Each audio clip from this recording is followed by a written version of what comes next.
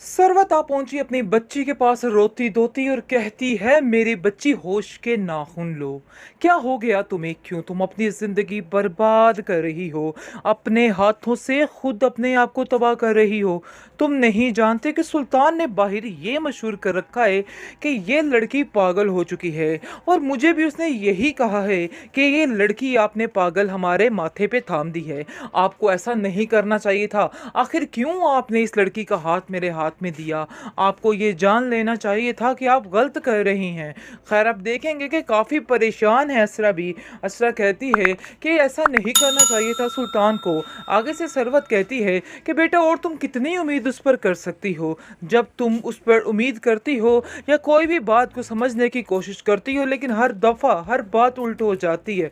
लेकिन फिर भी तुम्हारी अक्ल दिमाग जो है काम नहीं कर रहा है। मुझे तो ऐसा लग रहा है कि सच में लोग सच ही कह रहे हैं कि तुम पागल हो चुकी हो।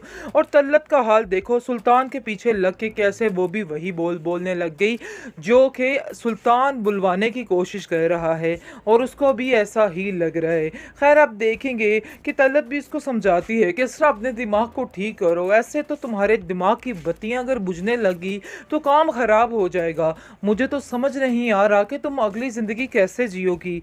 अभी तो तुम्हारी ज़िंदगी की शुरुआत है, और आगे जाके तो तुम्हारा बेड़ा गर्क ही हो जाएगा।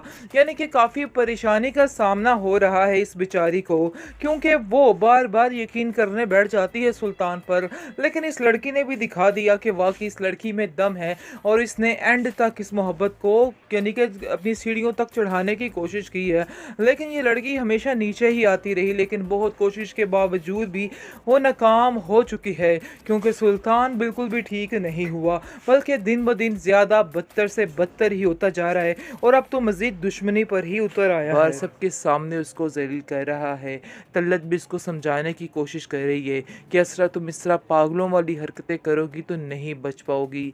यानी कि जो हाल उसने परीजे का किया है वो इससे बदतर इसका करना चाह रहा है, लेकिन वो ये नहीं जानता कि असरा के साथ वो ऐसा नहीं कर पाएगा, क्योंकि उसका भाई उसके पीछे उसकी ढाल बनकर खड़ा हुआ है, और उसकी माँ ख़ास तौर पर उसके पीछे उसकी ढाल बनकर खड़ी हुई है।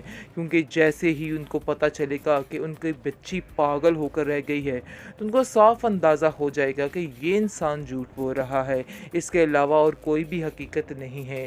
क्योंकि वो जानते हैं कि सुल्तान कुछ भी कर सकता है।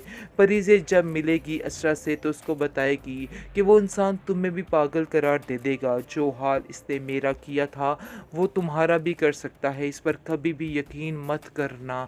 आगे से आप देखेंगे कि वो कहती है, हाँ मुझे भी अब ऐसा ही लग रहा है, लेकिन फ़िलहाल तो वो पागल ही दिखाई दे रही है, और ऐसा लग रहा है कि जैसे वाकई में ये लड़की पागल हो चुकी है।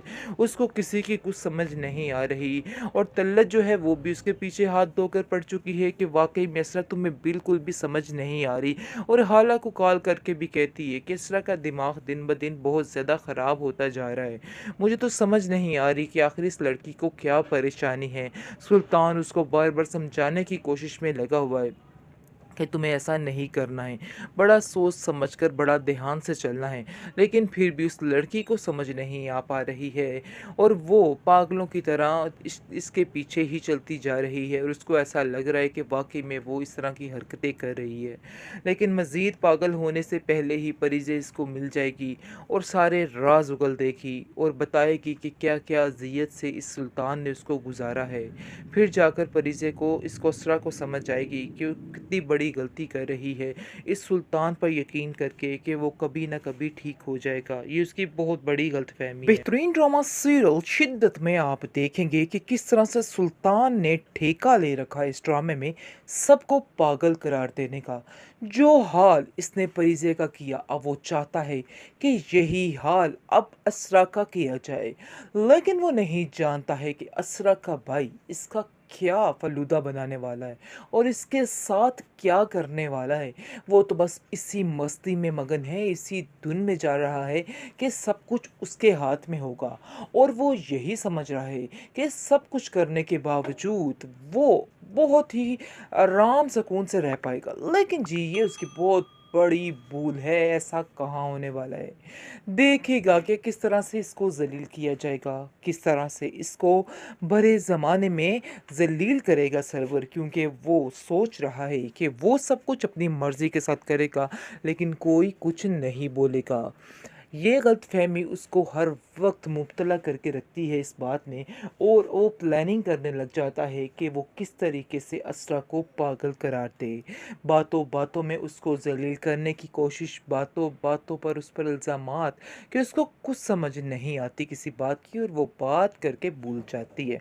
तलत कहती है, वैसे मुझे तो ऐसा कुछ भी उसमें नज़र नहीं आया। मैंने तो जब भी उसको पाया बहुत ही समझदार लड़की पाया है। घर के सारे काम वो इतने अच्छे तरीके से कर रही है, लेकिन सुल्तान तुम उसको कैसे पागल कह सकते हो? आगे से वो कहता है कि मैंने ये थोड़ा कहा, मैं तो बस कह रहा हूँ कि इसको ज़रा डॉक्टर को चेक करवाइए, क्योंकि ये मुझे दिन ब दिन नीम पागल लग रही है और इसका इलाज बहुत ज़रूरी है। लेकिन वो ये नहीं जानता है कि जब सरवर को इस चीज़ का इल्म हो जाएगा कि उसकी बहन के साथ क्या सलूक किया जा रहा है, इतना बदतर सलूक किया जा रहा है, तो वो कभी भी बर्दाश्त नहीं करेगा। वो उसको कहेगा कि तुम यहाँ से चलते बनो, क्योंकि तुम जो समझ रहे हो ऐसा कुछ भी नहीं होने वाला है, और मज़ीद अब तुम्हारी ये चालाकियाँ नहीं चलने वाली, इनको ख़त्म करना ही पड़ेगा। खैर, आप देखेंगे कि वो बार-बार अपनी बीवी को यानी कि असरा को समझाने की कोशिश कर रहा है। कहता है, असरा कि तुम्हें सारे इल्ज़ामात अपने सर लेने होंगे। तुम्हें कहना होगा कि ये सब कुछ मैंने किया है। मेरी कहीं कोई गलती नहीं है।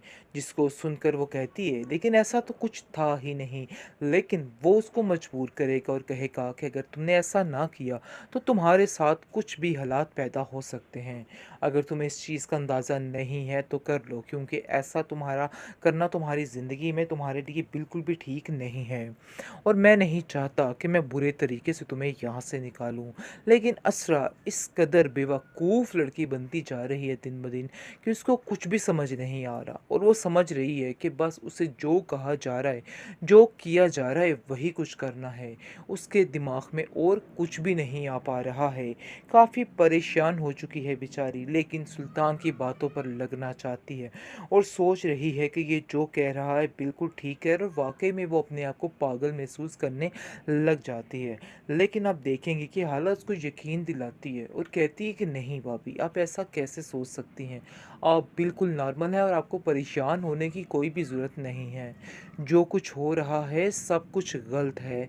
जिसको सुनकर वो कहती है, लेकिन मुझे तो यही बताया जा रहा है कि मेरा दिमाग काम नहीं कर रहा। आगे से वो कहती है कि आपको कोई भी बात सुल्तान भाई की सुनने की ज़रूरत नहीं है, क्योंकि वो हमेशा से आपके ख़िलाफ़ थे और ख़िलाफ़ रहेंगे, और वो अपनी मनमानी करने के लिए कुछ भी कर सकते हैं। इसलिए अपने दिल में कभी भी इस तरह की कोई बात मत लेके आइएगा। यानी कि वो पूरे तरीके से असरा को तसल्ली देती हुई नज़र आ रही है, और उसको कहती है कि तुम्हें बिल्कुल भी परेशान होने की ज़रूरत नहीं है। मैं तुम्हारा सारी बातों में यानी कि देने के लिए तैयार हूँ, साथ देने के लिए।